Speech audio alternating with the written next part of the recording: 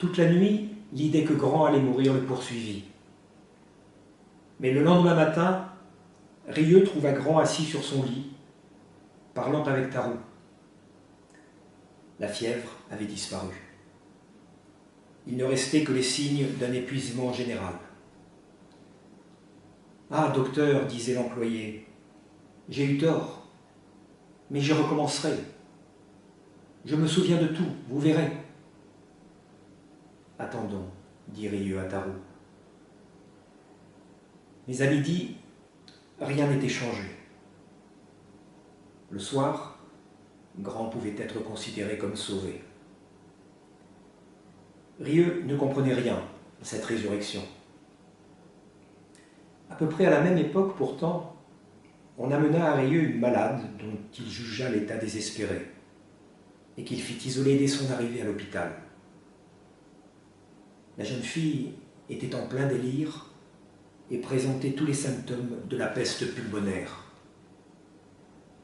Mais le lendemain matin, la fièvre avait baissé.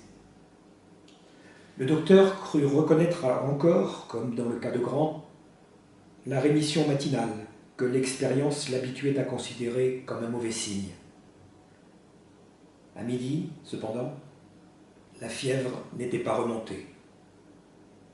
Le soir, elle augmenta de quelques dixièmes seulement, et le lendemain matin, elle avait disparu.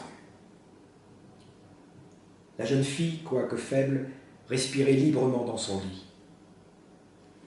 Rieux dit à Tarou qu'elle était sauvée contre toutes les règles. Mais dans la semaine, 4 cas semblables se présentèrent dans le service du docteur.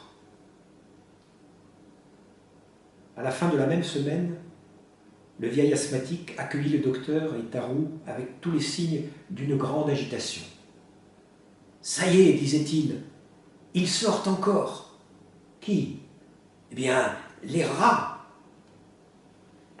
Depuis le mois d'avril, aucun rat mort n'avait été découvert. « Est-ce que ça va recommencer ?» dit Tarou à Rieux.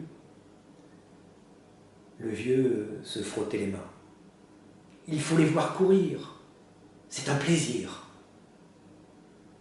Il avait vu 2 rats vivants rentrer chez lui par la porte de la rue. Des voisins lui avaient rapporté que chez eux aussi, les bêtes avaient fait leur réapparition. Dans certaines charpentes, on entendait de nouveau le remue-ménage oublié depuis des mois. Rieux attendit la publication des statistiques générales qui avaient lieu au début de chaque semaine. Elle révélait un recul de la maladie.